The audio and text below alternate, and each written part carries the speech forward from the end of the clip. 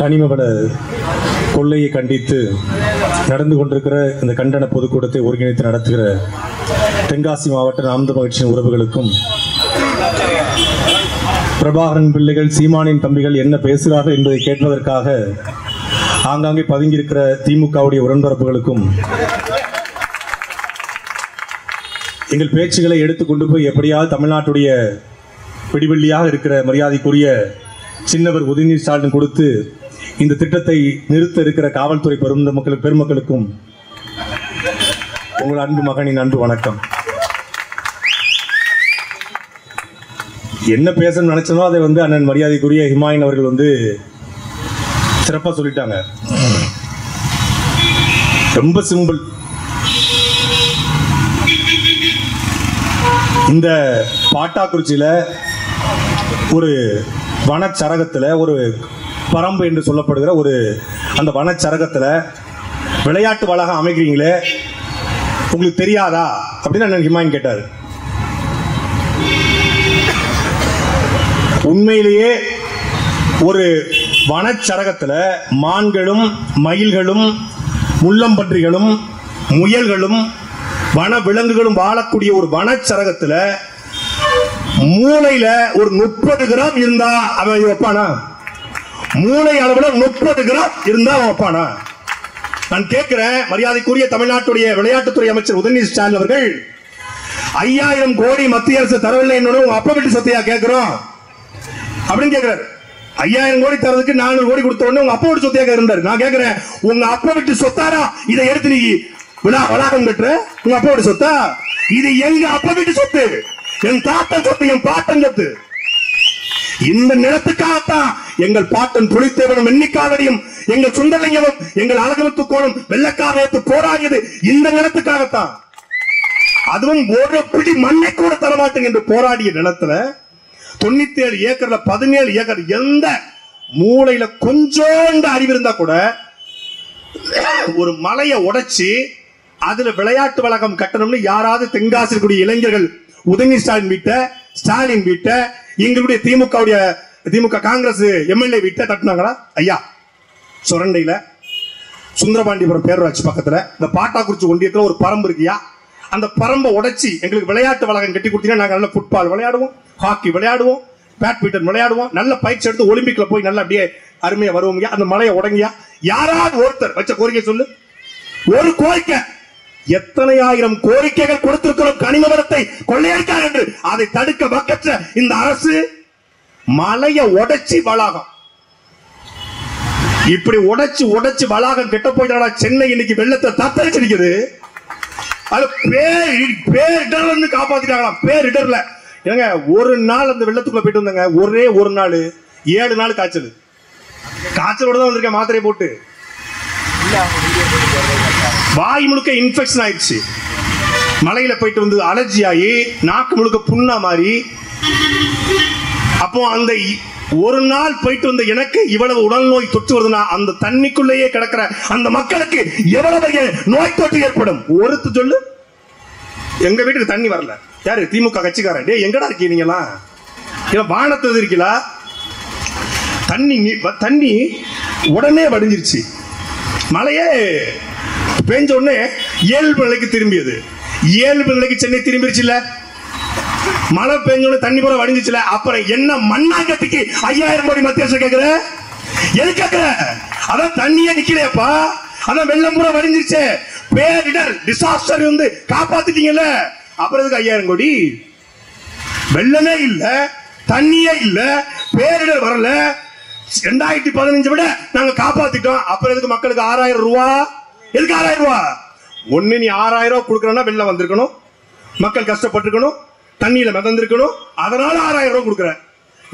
நீ வெள்ளமே வட்டி வரல, பேரிடர் இருந்து காப்பாத்தியதுன்னா எதுக்கு? மக்களை ஏமாத்த. என்னதான் வெள்ளத்துல விதக்க விட்டாலும், என்னதான் இடுப்புளவு தண்ணி இருந்தாலும், என்னதான் படகுல வந்தாலும், என்னதான் கொசுக்கடி பாம்பு கடி இந்த கடி வேற முதல கடி வேற வந்தாலும் தளபதி 6000 ரூபாய் கொடுத்துட்டாரு. நம்ம தளபதி பாத்தீங்களா? அதுவும் இதுல கொடுக்க மாட்டாங்களாம். எதுல? பேங்க் அக்கௌண்ட்ல ரேஷன்ல தான் கொடுப்பாங்களாம். ஏன் ரேஷன்களை கொடுக்கணும்?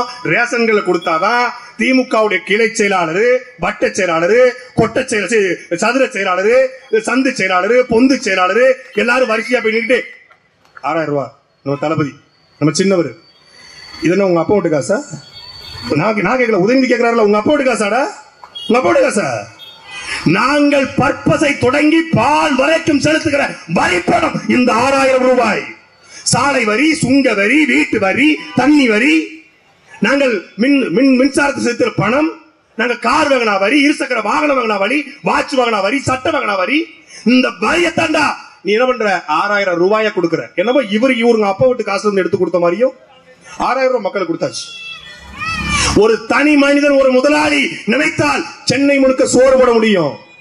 ஒரு இன்போசிஸ், ஒரு HCL முதலாளி நினைச்சா சென்னை முழுக்க ஒரு நாள் சோறு போட முடியும். ஒரு டிவிஎஸ் முதலாளி நினைச்சா செய்ய முடியும். ஒரு சரவணா ஸ்டோர் ஓனர் நினைச்சா செய்ய முடியும். நான் தனி மனிதன், நான் ஒரு 10 பேருக்கு பிரெட் வாங்கி கொடுக்க முடியும். ஒரு தனி மனிதன் பிஸ்கட் வாங்கி கொடுக்க முடியும். ஆனா என்னால ரோடு போட முடியாது, என்னால கால்வாய் வெட்ட முடியாது, என்னால வடிகால் வைக்க முடியாது. பிரெட் வாங்கி கொடுக்கறதுக்கும், பிஸ்கட் வாங்கி கொடுக்கறதுக்கும், பண்ணு வாங்கி கொடுக்கறதுக்கும், அரிசி வாங்கி கொடுக்கறதுக்கும் என்ன மண்ணா கட்டிக்கிட்டா அரசாங்கம்? எதுக்கு அரசாங்கம்? அரசாங்கம் செய்ய வேண்டிய வேலையை ஒழுங்கா செஞ்சிருந்தா, கால்வாய் வெட்டி இருந்தா, நீ தண்ணீர் உலகத்துல ஒரு நாடுல சாக்கடை தண்ணியும் மழை தண்ணியும் ஒன்னா கலந்து ஏதாவது ஒரு நாடை காட்டுங்க, நான் ஒத்த காலை எடுத்துக்கிறேன். ஒத்த காலை. கால்வாய் தண்ணி, சாக்கடை தண்ணிக்கு தனி கால்வாய், மழை தண்ணீருக்கு தனி கால்வாய். அப்படித்தான் உலகம் முழுமைக்கு இருக்கு. 57 வருஷம் இந்த திமுக ஆட்சிக்கு வந்த ஆட்சி. 1967 ஆட்சிக்கு வந்த திமுக 5 முறை முதலமைச்சர். இந்த விக்ரம் படத்துல கமல் வந்து அப்படியே வாரி நக்குவார்ல, அது மாதிரி அரை நூற்றாண்டு தமிழ்நாட்டை வாரி நக்கிய குடும்பம் இந்த திமுக குடும்பம். வாரி நக்கிட்டு போயிடுச்சு. இப்போ வெக்கமல்ல திமுக கரவெட்டி கட்டி, வெக்கமல்ல உனக்கு? எப்படா கருப்பு சோப்பு கரவெட்டி கட்டுற? வெக்கமல்ல, சோதனை திங்கிற அப்படின்னு பேஸ்புக்ல பல பேர் கேட்கறானே, என்ன பதில் வச்சுக்கிற? நான் கேட்கல, நான் ரொம்ப டீசெண்டா பேசக்கூடியவன். பேஸ்புக்ல கேட்கறான்.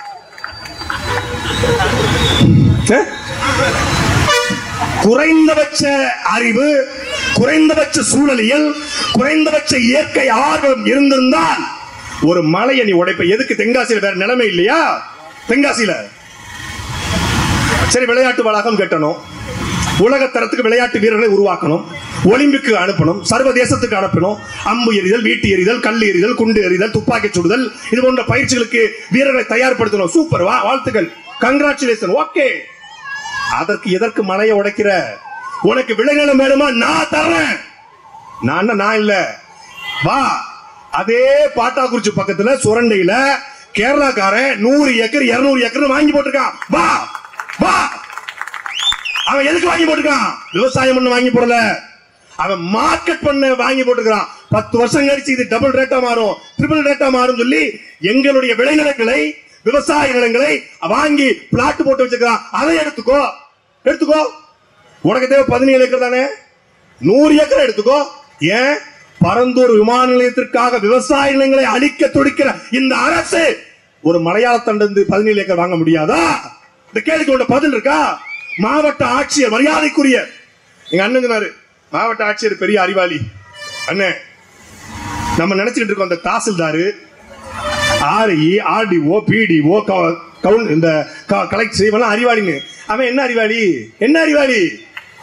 ஏங்க அவன் என்ன 1ஆம் இருந்து 12ஆம் வரைக்கும் ஒரு புக் இருக்கு பாருங்க, தமிழ், ஆங்கிலம், கணிதம், வேதியியல், இந்த புத்தகம் படிச்சுட்டு, Dinathanthi, Indian Express, Times of India, இந்த பேப்பர் படிச்சுட்டு 6 மாசம் உட்கார்ந்து 13 முறை கஜினி முகமது படையெடுத்தார், 1753 புலித்தேவன் சண்டை போட்டார், இந்தியாவுடைய விடுதலை போராட்டம், இப்படியே மக்க பண்ணி கொண்டு போய் வாந்தி எடுத்துட்டு வந்து பாஸ் ஆகி வந்த ஒரு கூட்டத்திற்கு மழை தெரியுமா, மயிர் தெரியுமா, மண்ணா கட்டி தெரியுமாடா? எப்படி தெரியும்?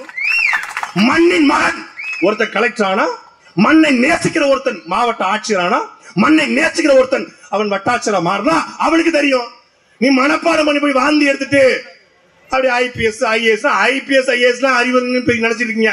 நாங்களாம் ஐபிஎஸ் அறிவாளி நினைச்சோம். அண்ணாமலை பார்த்ததுக்கு அப்புறம் தெரிஞ்சது ஐபிஎஸ் அறிவாளி கிடையாது. காவல்துறையில் இருக்கக்கூடிய அண்ணன் அவங்களுக்கு அறிவு இருக்கும். நம்ம ஒரு காவலர் இருக்காங்க, ஒரு காவலர், நம்ம எஸ்ஐ, நம்ம ஏட்டு, அவங்களுக்கு இருக்கிற அறிவு கூட ஐபிஎஸ் அதிகாரி கிடையாது. இங்க வேலை பார்க்கறதே கடுநிலை ஊழியர்கள், காவலர்கள் தாங்க நாட்டை காப்பாத்துறான். சென்னை வெள்ளம், எந்த ஐபிஎஸ் அதிகாரி காப்பாத்தினாரு? தாயாளன் என்கிற ஒரு ஹெட் கான்ஸ்டபிள் தான் ஒரு குழந்தையை உயிர் கொடுத்து காப்பாத்தினான். அவன் தான் கருப்பசாமி, அவன் தான் கருப்பசாமி, அவன் தான் மாடசாமி, அவன் தான் சுடலமாட, அவன் தான் ஜீசஸ் கிறிஸ்து, அவன் தான் நபிகள் நாயகம், அவன் தான் அல்லாஹ். எந்த ஐபிஎஸ், எந்த ஐஏஎஸ்? அவர் துப்புரவு பணியாளர், தூய்மை பொறியாளர். காலில் செருப்பு கிடையாது, கையில கிளவுஸ் கிடையாது, ப்ளீச்சிங் பவுடரை போட்டுக்கிட்டு இடுப்பளவு தண்ணியில தூய்மை பொறியாளர்கள் நிக்கிறான். பார்க்க வந்த, வேடிக்கை பார்க்க வந்த வெண்ண ஒரு அதிகாரிக்கு கையில கிளவுஸ், காலில் கிளவுஸ், மூஞ்சில மாஸ்க், தலையில தொப்பி, கேப்டன் வல்லரசு படத்துல போட்ட மாதிரி பெரிய கோட்டு, கிளைமாக்ஸ் படத்துல போட்ட மாதிரி கோட்டு போட்டு அவரு அது பாருங்க. இந்த வெண்ண எங்களுக்கு தெரியாதா? வேலை பார்க்குற அவனுக்கு கிளவுஸ் இல்ல, உனக்கு என்னது கிளவுஸ்? இதுல நம்ம அண்ணன் உதயநிதி ஸ்டாலின் புதுசு புதுசா அண்ணி கிருத்திகா அவர்கள் ட்ரெஸ் வாங்கி கொடுத்துருக்க போல இருக்கு, ரெயின் கோட் மாதிரி. தினமும் ரெயின் கோட்டை போட்டுக்கிட்டு அப்படி எந்த அளவுக்கு கார் போகுமோ அந்த அளவுக்கு தான் போறது, உள்ளுக்குள்ள போறது இல்ல. தண்ணிக்குள்ள, வெள்ளத்துக்குள்ள, இடுப்பளவு தண்ணிக்குள்ள போய் மக்களுக்கு சேவை செஞ்ச ஒரே தலைவன் எங்களுடைய அண்ணன் செந்தமிழன் சீமான் மட்டும்தான். எல்லாரும் தண்ணீர் வடிகிறவர் என்ன, ஆனால் தண்ணீர் வடிந்த பிறகும் அந்த மக்களின் துயர் துடைக்க 7 நாட்கள் களத்தில் நின்று லட்சக்கணக்கான ரூபாய் நிவாரணப் பொருட்களை கொடுத்தது அண்ணன் சீமான் மட்டும்தான். வேற எவனும் செய்ய மாட்டான். இதுல பெரிய குடும்பம் என்னன்னா, திமுக கட்சியில மீது கூட நமக்கு கோபம் கிடையாது. ஆனா திமுகவுக்கு முட்டு கொடுப்பதற்கு கட்சி இருக்கும். இந்த மைக்கு விழுந்துடக்கூடாதுன்னு சொல்லி கயிறை வச்சு என்ன கொடுத்துருக்காங்க, முட்டு கொடுத்துருக்காங்க. இதுக்கு பேர் முட்டு. திமுக ஆட்சி பொத்துன்னு விழுந்துடக்கூடாதுக்காக பல முட்டு இருக்கு. எப்படி? கம்யூனிஸ்ட் முட்டு, காங்கிரஸ் முட்டு, இஸ்லாமிய முட்டு, சிறுபான்மை முட்டு, விசிகா முட்டு, ஓசிகா முட்டு, அப்புறம் என்ன முட்டு,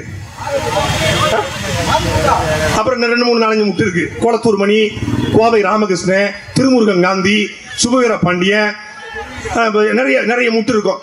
அப்படி பல முட்டு இருக்கும். இந்த முட்டுகள்ல ஒருத்தனை கூட இந்த வெள்ளத்துல பார்க்கல.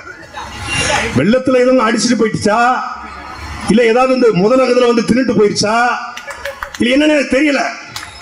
ஒருத்தனை கூட காணலங்க, ஒருத்தனை கூட. சென்னை தானே, தென்னையில் நடக்கிற பிரச்சனை எதுக்கு தென்காசியில பேசணும் நினைக்காதீங்க. சென்னையில் நடந்தது தென்காசி நடப்பதற்கு ரொம்ப நாள் ஆயிராது, நடக்கும். இவன் இப்படியே ஏரி குளங்களை மலைகளை வெட்டி கொண்டே போனான். அங்க வெள்ளம் வந்துச்சு, இங்க பூகம்பம் வரும். அண்ணன் ஹிமாயன் சொல்லுவாங்க, இயற்கை எப்பவுமே இம்பேலன்ஸ் பண்ணும்.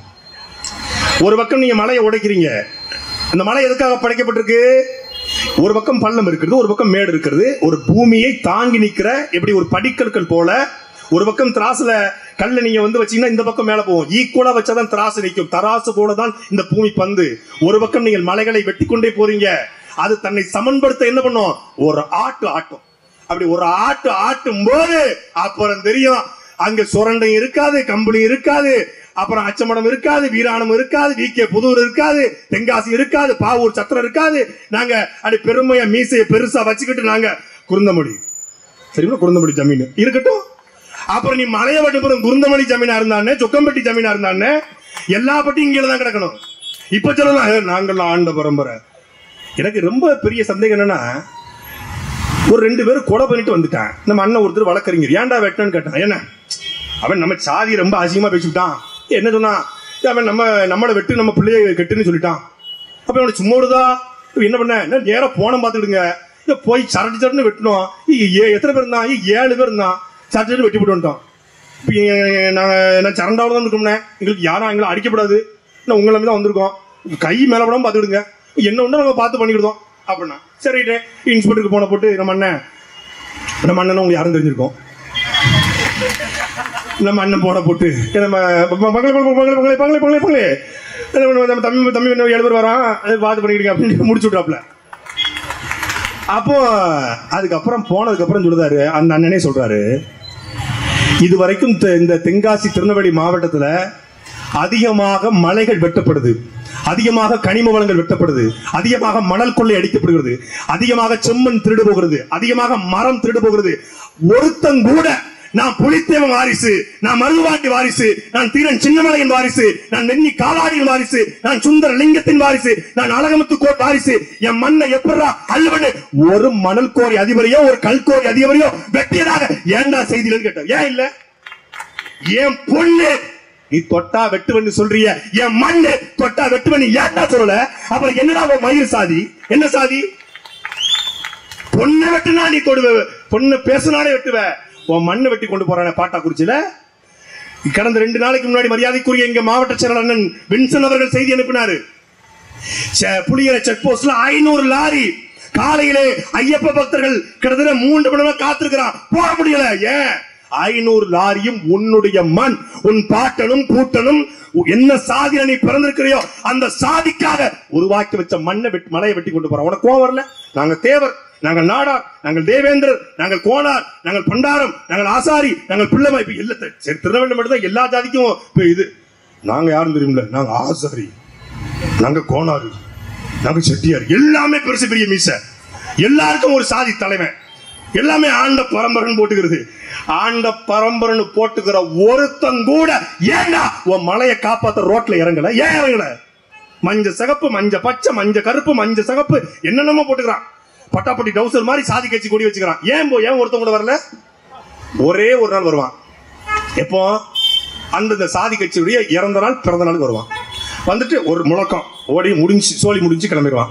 அவர் எதுக்கு போராடினாரு தெரியாது, என்ன பேசினாரு தெரியாது, எதுக்காக இறந்தாரு தெரியாது, யாரை எதிர்த்து போனாரு தெரியாது. ஏன்? என்ன தெரியும்? அவர் எங்க ஆளுக்குன்னு தெரியும். சூப்பர். திருநெல்வேலிக்குள்ள வந்தா மட்டும்தான் எந்த நடிகை என்ன சாதியும் தெரியும். விஜய் சேதுபதி என்னால்க, ஜெயம் ரவி என்னால்க, அருண் விஜய் என்னால்க, விக்ரம் என்னால்க, விக்ரம் மகன் என்னால்க, எல்லாம் எல்லாம். கார்த்திக் என்னால்க, கார்த்திக் ஒரு சாதி, கார்த்திகோட அப்பா ஒரு சாதி, கார்த்திகோட அம்மா ஒரு சாதி, 2 பேருக்கும் சேர்ந்து கார்த்திக் ஒரு சாதி, கார்த்திக் மனைவி ஒரு சாதி, 2வது மனைவி ஒரு சாதி. அவர் மகன் கல்யாணம் பண்ணிக்கிறது கேரளாவில. கார்த்திக் எங்க ஆளுக்க. சூப்பர்ல. Ever love you love you love you. Wow. இது மாதிரி ஒரு கூட உலகத்துல அதுக்கு பின்னாடி 1 லட்சம். அவனுக்கு இந்த ஜாதிக்கும் சம்பந்தமே இருக்காது. அவன் தெலுங்கா இருப்பான், கன்னடா இருப்பான், அவன் எங்க ஆளுக்குன்றது. ஐயோ, இப்படிப்பட்ட கூட்டத்தில் உட்கார்ந்து நாங்க காய்ச்சலோட மாத்திரையை போட்டு வந்து பேசி என்னத்தை புரிய வைக்கிறது? உங்களுக்கு எல்லாம் சிவபத்மநாபன் தான் மாவட்ட செயலர் இருக்கணும். உங்களை மாதிரி ஆட்களுக்கு எல்லாம் அவர் தான் சரி. எங்க அண்ணாச்சி தான் சரி. உங்களுக்கு எல்லாம் அவர் தான் சரி. போடு. இப்ப அவரா இருந்தா அந்த 17 ஏக்கர் எடுத்துக்கோங்க.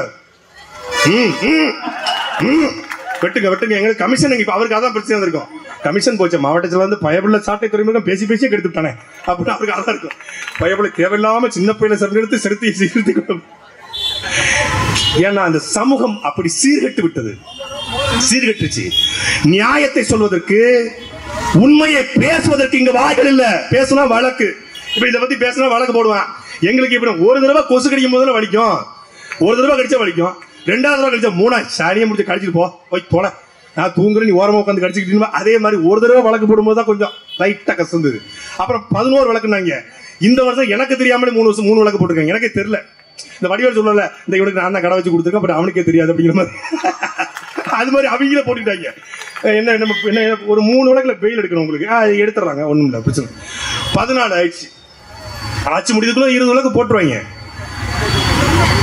அப்போ அதை பத்தி கவலைப்படல. என் மண்ணை, எங்களுடைய நிலத்தை, எங்கள் வளத்தை, எங்கள் பரம்பை, எங்கள் பாட்டா குறிச்சி மீட்க எந்த இலக்கும் சீமானின் நம்பிகள் போவோம். இந்த இடத்துல நாங்கள் பேசிக்கிட்டு நினைக்காத. நீ இந்த திட்டத்தை கைவிட்டு விட்டு நீ வேறு இடத்துல போய் வளாகம் கட்டவில்லை என்றால் தென்காசி மாவட்டத்தை திரட்டி எங்களுடைய செந்தவரன் சீமா தலைமையில இந்த புரட்டி போடுவோம். அங்கே வந்து ஆர்ப்பாட்டம் நடத்துவோம். எச்சரிக்கைத்தான் வந்தோம். கெஞ்சல. நாங்க கோரிக்கை ஆர்ப்பாட்டம் கிடையாது, வலியுறுத்தும் ஆர்ப்பாட்டம் கிடையாது, எச்சரிக்கும் ஆர்ப்பாட்டம். எங்கள் மான்கள் ஏற்கனவே செத்து போகிறது. கடந்த நவம்பர் மாதம் 2ஆம் தேதி மரியாதைக்குரிய இந்த தென்காசி மாவட்ட ஆட்சியர் அவர்கள் வந்து இந்த பாட்டாக்குறிச்சி இருக்கக்கூடிய இந்த வணிக வளாகம் கட்டு, இந்த விளையாட்டு வளாகம் கட்டுகிற திட்டத்தை தொடங்கி வைக்க போறாரு. ஐயா கார்ல போயிட்டு இருக்காங்க. ஐயா கார்ல போயிட்டு இருக்கும்போது அங்க ஒரு மான் செத்து கிடக்கு. ஐயா காருக்கு முன்னாடி போனவன் அடிச்சு போட்டு போனது.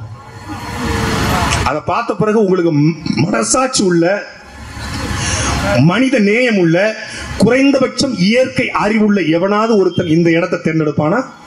அந்த இடத்தை தேர்ந்தெடுப்பு உங்களுக்கு எவன் காசு கொடுத்தது? இல்ல மாவட்ட ஆட்சியர் வாங்கிட்டீங்களா? அது வாங்கிட்டீங்களா? ரொம்ப நேர்மையான அதிகாரி கேள்விப்பட்டேன். ரொம்ப கண்பாட்டியாம நீங்க, ஸ்ட்ரிக்டாம நீங்க, ஸ்ட்ரைட் பார்வையிடாம வாங்கிட்டா செஞ்சிருக்கீங்களாமே? அப்படியா? இப்பெல்லாம் அப்படிதான் ஆயிடுச்சுங்க. ஒரு காலத்தை சொல்லுவாங்க, காமராஜர் காலத்துல, நம்ம தாத்தா காலத்துல ரொம்ப நேர்மையான அதிகாரிங்க அவரு. என்னங்க 5 பைசா வாங்க மாட்டாரு. ஒரு வேலைன்னு போனா செஞ்சு கொடுத்துவாரு. இப்ப அப்படியே கட் பண்ண கருணாநிதி காலம், அது காமராஜர் காலம், இப்ப கருணாநிதி காலம். ரொம்ப ரொம்ப ஸ்ட்ரைட் ஃபார்வர்டுங்க அதிகாரி. அப்படியா? சுத்த தங்கம். ஓஹோ, அருமையான மனுஷங்க. சிறப்பு சிறப்பு. என்ன அப்படின்னு கை நீட்டி காசு வாங்கிட்டாருல கண் மாதிரி செஞ்சுவாருங்க. தங்கமான மனுஷங்க. அப்படி காமராஜர் காலம் எங்க, கருணாநிதி காலம் எங்க? அப்ப நாங்கள் உருவாக்க வருவது கருணாநிதி காலத்தை அல்ல, எங்கள் தாத்தன் கர்ம வீரர் கிங் மேக்கர் காமராஜர் காலத்தை உருவாக்கத்தான் உங்கள் பிள்ளை நினைக்கிறோம். அது ஏதோ 500 நூற்றாண்டுகள் முன்ன இல்ல, 50 வருஷத்துக்கு முன்னாடி. நினைச்சு பாருங்க, 50 வருஷத்துக்கு முன்னாடி ஒருத்தர் சாகும் போது 4 வேட்டி, கிழிஞ்ச 4 சட்டை, 120 ரூபாய் பணம், ஒரு செருப்பு, ஒரு ஆள் படுக்கிற மாதிரி ஒரு பெட்டு, 2 டம்ளர், 2 தட்டு, ஒரு கண்ணாடி, 4 புத்தகம்.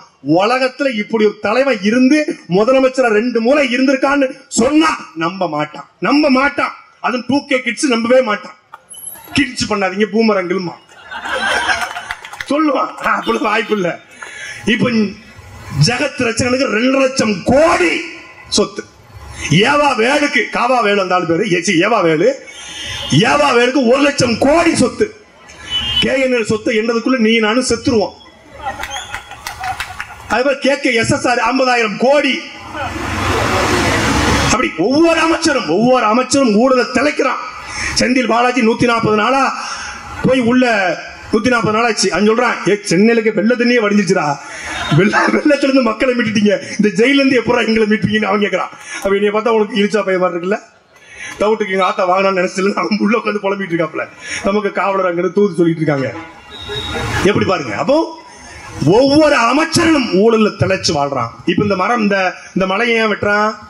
அவனுக்கு தெரியாதா? நமக்கு தெரிகிற அறிவு, அண்ணன் ஹிமாயனுக்கு தெரிகிற அறிவு, எங்களுக்கு சங்கீதாக்கு தெரிகிற அறிவு, எங்கள் மதிவானனுக்கு தெரிகிற அறிவு, வின்சென்ட்டுக்கு தெரிகிற அறிவு, அருண் ஜெயசலனுக்கு தெரிகிற அறிவு, அவருக்கு தெரியாதா? தெரியும். ஏன் வெட்டுறான்? அதை வெட்டினாத்தான் அங்க இருக்கிற மரங்களை, பக்கத்துல கம்பளியில் இருக்கக்கூடிய திமுகவுடைய முன்னாள் ஊராட்சி மன்ற தலைவருடைய தம்பியுடைய அந்த செங்கமாலுக்கு, செங்கசூளைக்கு மரத்தை கொண்டு போய் எரிக்க முடியும். இந்த மரத்தை வெட்டினாத்தான், இந்த மலையை வெட்டினாத்தான் அந்த மண்ணை அள்ளி கொண்டு போய் அந்த மண்ணை கான்ட்ராக்ட் போட்டு விற்க முடியும் திமுக கட்சிக்காரன். அதை வெட்டினாத்தான் அந்த 17 ஏக்கர் வெட்டிட்டு அடுத்த ஜெயிலு கட்ட போறோம், உங்களுக்கு லாட்ஜ் கட்ட போறோம், உங்களுக்கு மண்ணை கட்ட போறோம், எல்லாம் கெட்ட போறோம். ஒத்த வளத்தை அழிச்சிட்டு பக்கத்தில் கூடிய கேரளாக்காரன் வாங்கி போட்டது, திமுக மாவட்ட செயலர் வாங்கி போட்டது, திமுகவுடைய முன்னாள் ஒன்றிய செயலர் வாங்கி போட்டது.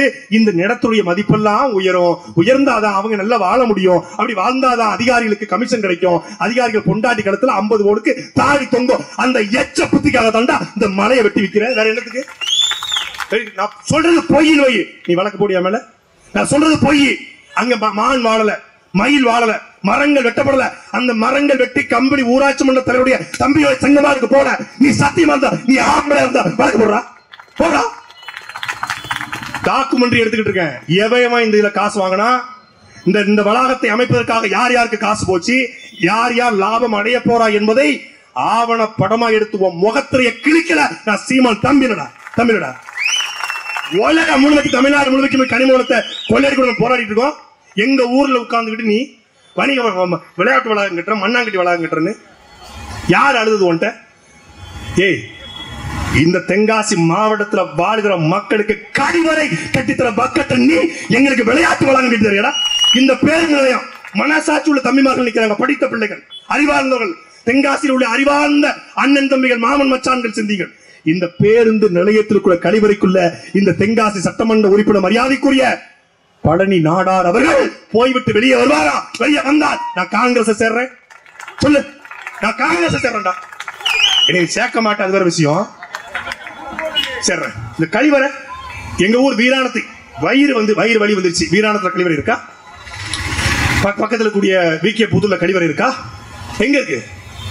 ஒரு காவலர் பாதுகாப்புக்கு நிக்கிறாருங்க. ஒரு உதயநிதி ஸ்டாலின் வராரு, ஒரு ஸ்டாலின் வராரு, ஒரு காவலர் பாதுகாப்பு நிக்கிறாரு. எந்த கழிவறையை பயன்படுத்துவாரு சொல்லுங்க? யாராவது சொல்லுங்க.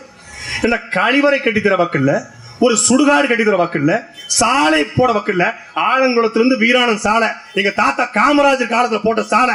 அது ஆலங்குளம் இல்லடா, ஆலங்குளம் இல்ல, அலங்கோலமா கிடக்குடா. அலங்கோலமா சாலையை போட வக்கட்ட நீ கழிவறை கட்டுகிற வக்கச்சன்னி, ஒரு பள்ளிக்கூடம் கட்டுகிற வக்கச்சன்னி, சரியான கல்லூரிகளை அமைக்க வக்கச்சன்னி, விளையாட்டு வளாகத்தை மலையை கொடைஞ்சி மான கொன்னு மயில கொன்னு சிறு குறு மிருகங்களை கொண்டு தான் அமைப்பா என்றால் உன் திட்டத்துடைய நோக்கம் என்ன? உன் நோக்கம் என்ன? சென்னையில 1906ஆம் ஆண்டு 425 ஏரி, ஒவ்வொரு ஏரியும் கிட்டத்தட்ட 250 ஏக்கர், 300 ஏக்கர், 650 ஏக்கர். பள்ளிக்கரணை அந்த சதுப்பு நில ஏரி என்பது 6500 ஹெக்டேர். நீங்க எவ்வளவு தெரியுமா? 250 ஏக்கர். 6500 ஹெக்டேர் எங்க இருக்கு? 250 ஏக்கர் எங்க இருக்கிறது? சதுப்பு நிலம் என்பது இயற்கையுடைய ஸ்பாஞ்சு, பஞ்சு.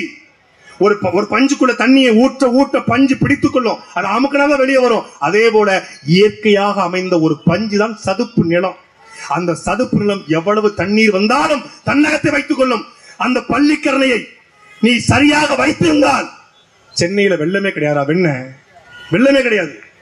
அதை வெட்டி வித்து பிளாட் போட்டு ஐடி பாக்கு கொடுத்து தனியார் நிறுவனங்களுக்கு கொடுத்து உதயநிதி ஸ்டாலினுடைய மனைவி கிருத்திகா ஸ்டாலினுக்கு மட்டும் 3 பள்ளிக்கூடம் அந்த சதுப்பு நில ஏரிக்குள்ள. சாம் அகாடமி, சாம் சிபிஎஸ்இ ஸ்கூல், சாம் மெட்ரிகுலேஷன் ஸ்கூல் என்று 3 பள்ளிகள்.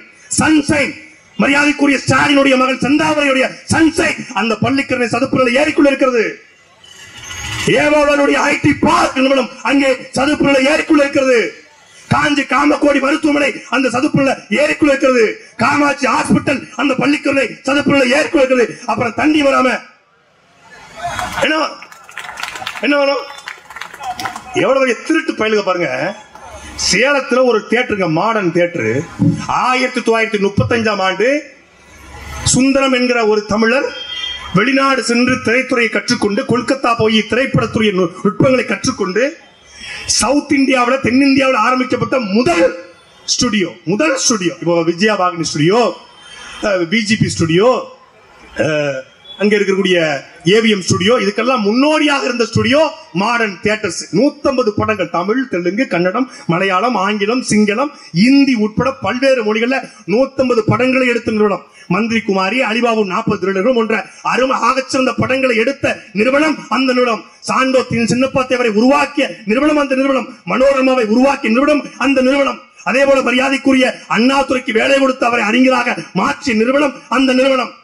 எம்.ஆர். ராதாவை உருவாக்கிய நிறுவனம் அந்த நிறுவனம். அஞ்சலி தேவி என்ற நடிகை உருவாக்கிய நிறுவனம் அந்த நிறுவனம்.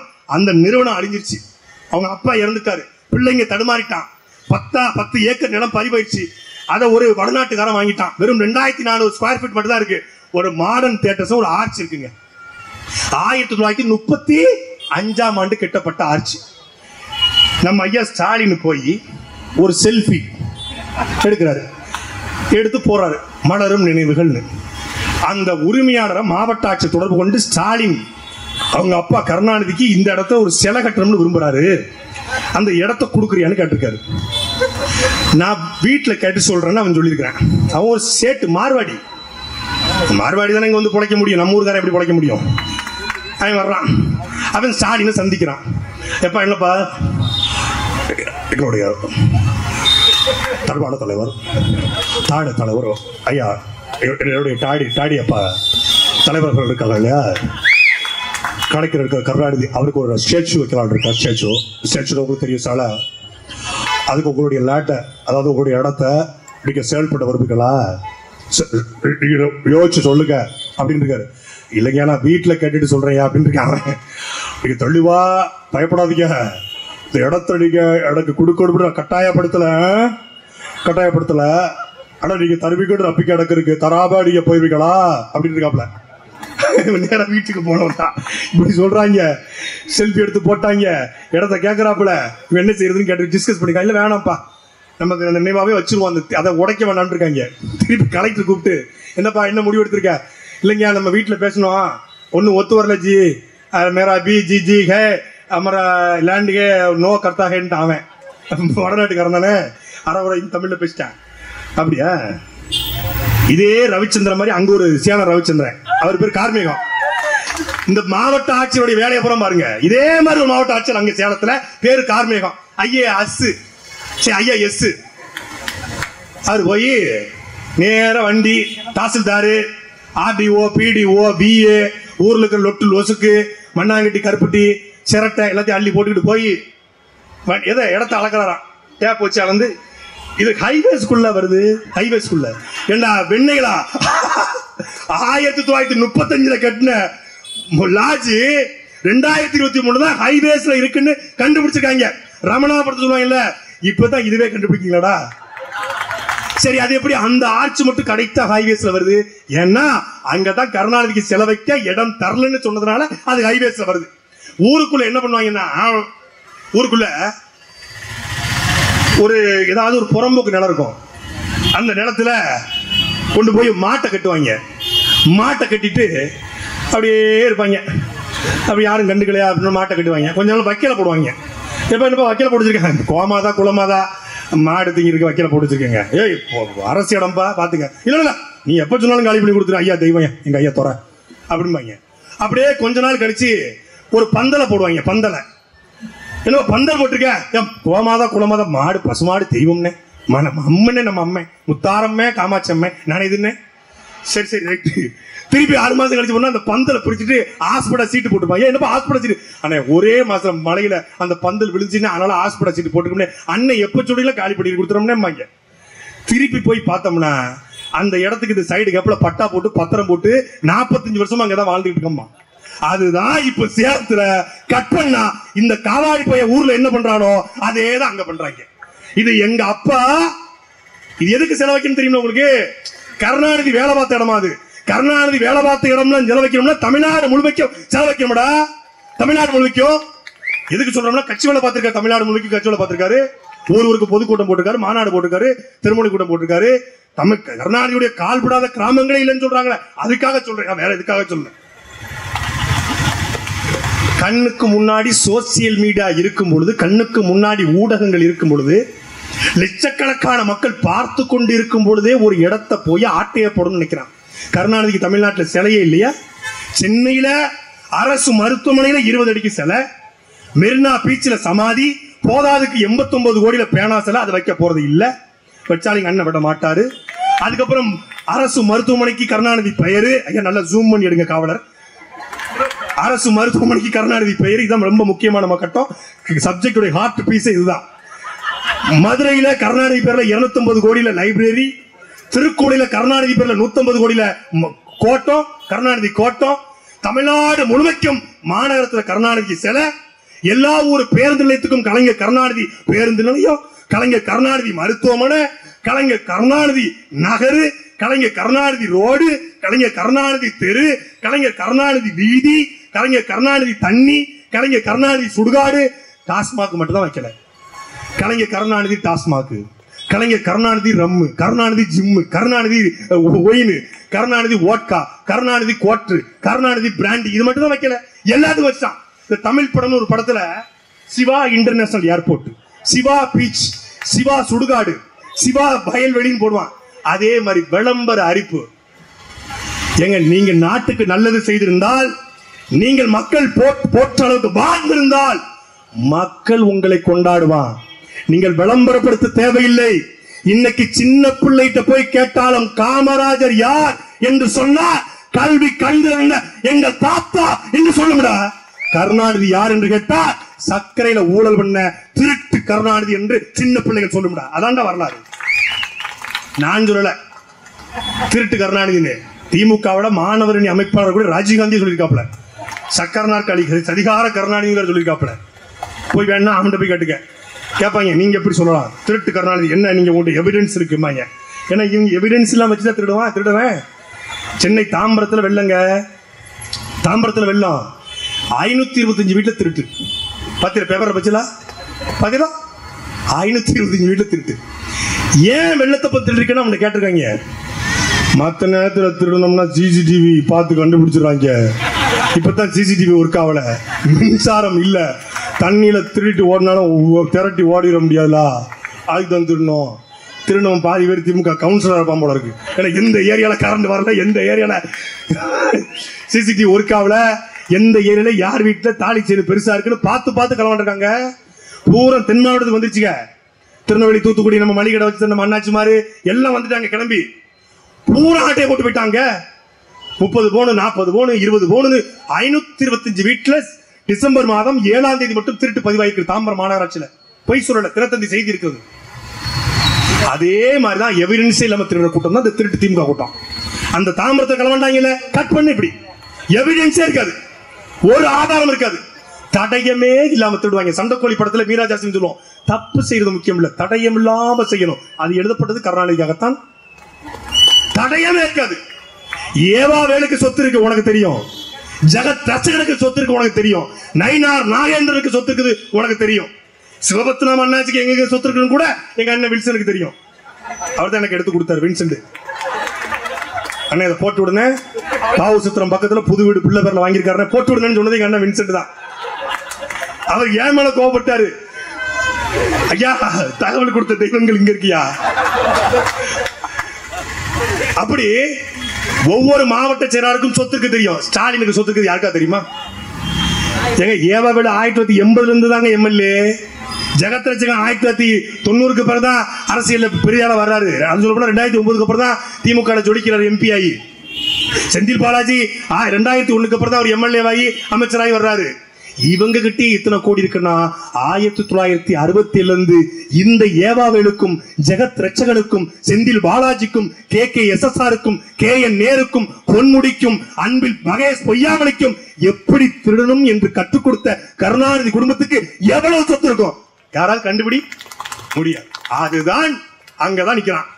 அதிமுக வெறும் 60 கோடியா, 60 கோடி ஜெயலலிதாவும் சசிகலாவும் சேர்ந்து கொண்டு 60 கோடி மாட்டிக்கிச்சாங்கல்ல, 60 கோடி, 4 வருஷம் ஜெயிலு, களி, ஊதுவத்தி உருட்டி, 10 கோடி ரூபாய் ஃபைன் கட்டி, அரசியல் வாழ்க்கை நாசமாயி, ஜெயலலிதா இறந்து, சசிகலா வீட்டுக்கு போய் டிடிவி கட்சி ஆரம்பிச்சு அது நாசமத்து நடுத்தருக்கு போய், அதை நம்பி போன எங்க அண்ணன் தம்பி எல்லாம் நடுத்தருக்கு வந்து அமமுக குமமுக போய் முடிச்சுவாளி முடிஞ்சுல, சொத்து பத்தெல்லாம் காலி ஆயிடுச்சுல.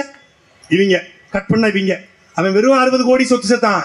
இவன் எத்தனாயிரம் கோடி சேர்த்துக்கான். கலைஞர் டிவி, முரசொலி அறக்கட்டளை, அஞ்சுகம்மாள் அறக்கட்டளை, Sun TV, Aditya, cloud nine movies, red giant movies, Anjugam pictures, எத்தனை எத்தனை.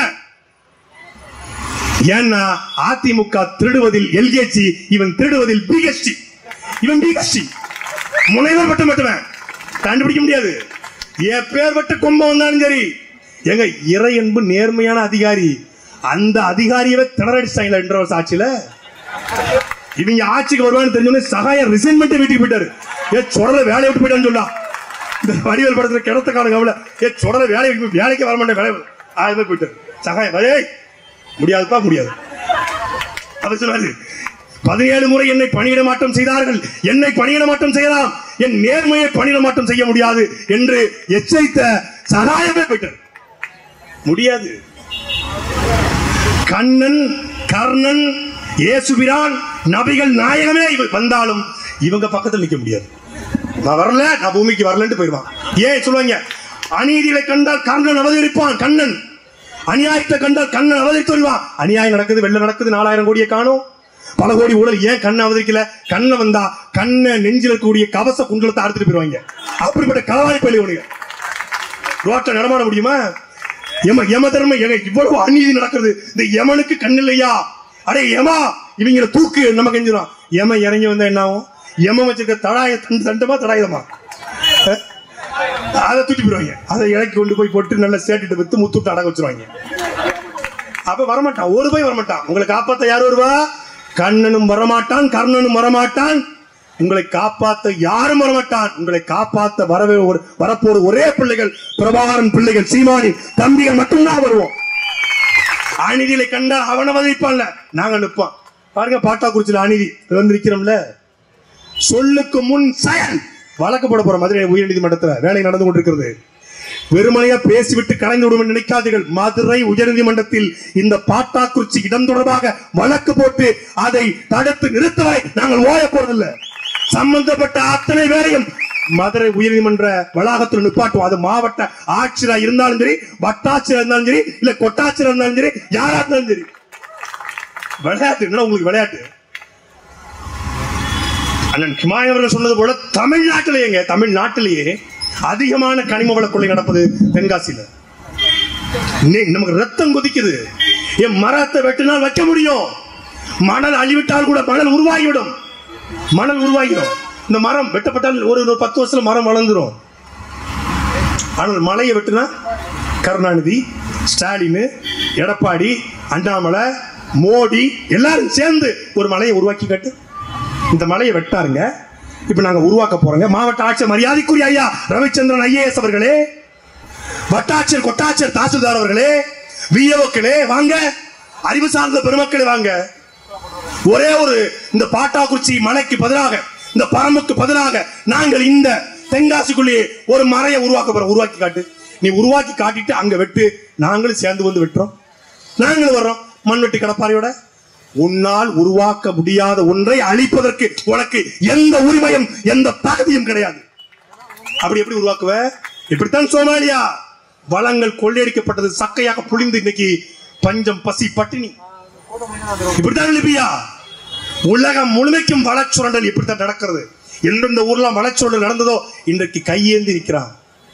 இங்க தென்காசியில் நமக்கு என்னப்பா, நம்ம வீடு இருக்கு, அருமையான புல்லட் பைக் இருக்கு, புள்ள வேற இப்போ வந்து படிச்சுட்டான், சென்னையில் ஐடி கம்பெனியில் வேலை பார்க்கான், மாதம் 40,000 கொடுக்கான், நல்ல 100 பொண்ணில் பொண்ணு பார்த்தாச்சு, சொக்கம்பட்டில் வச்சு பேசி முடிச்சாச்சு, தென்காசியில் கல்யாணம், நல்ல மறுவீடு கறிச்சோறு.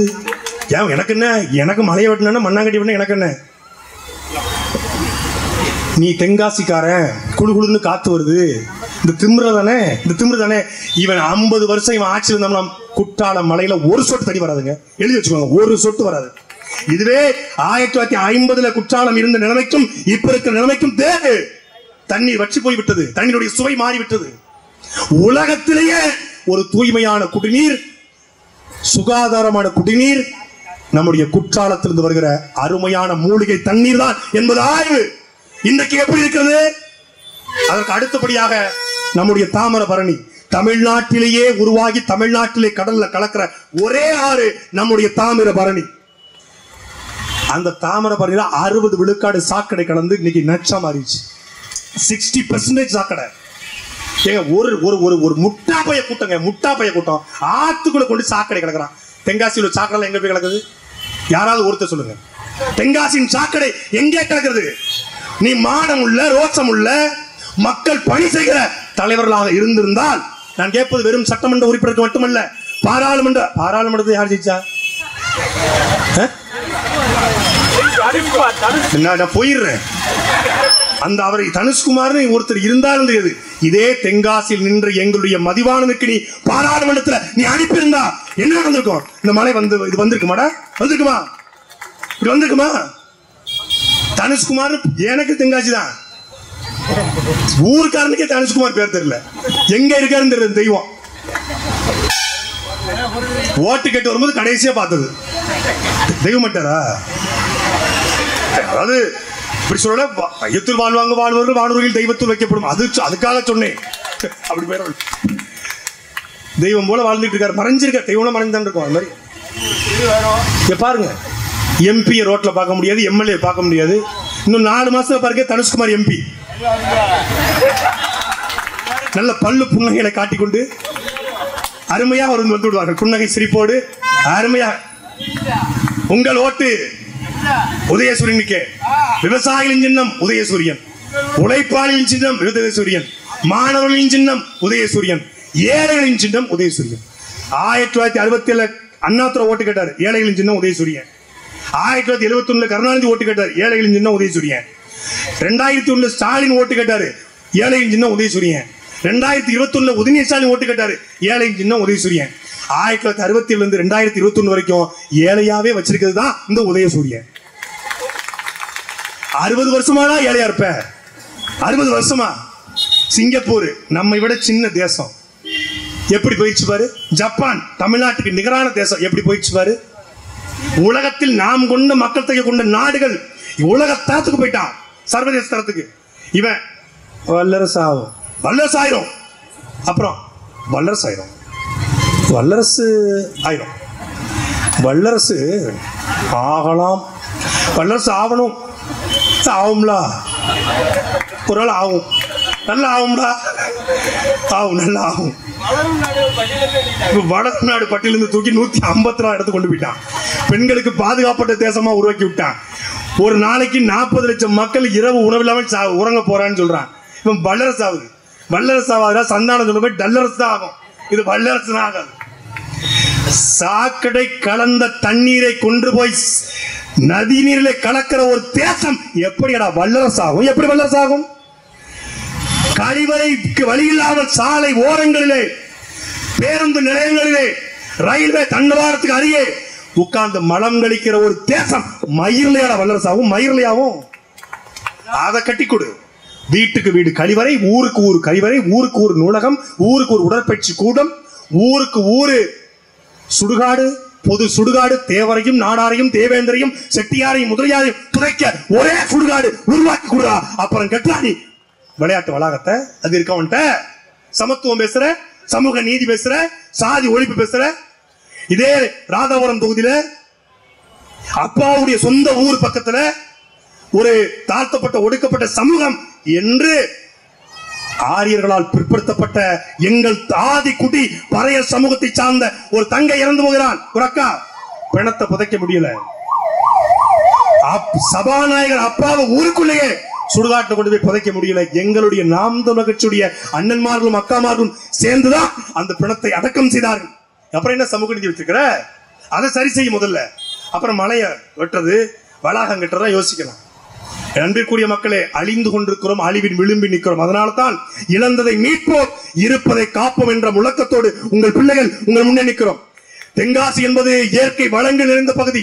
மேற்கு தொடர்ச்சி மலையினுடைய மடி தென்காசி.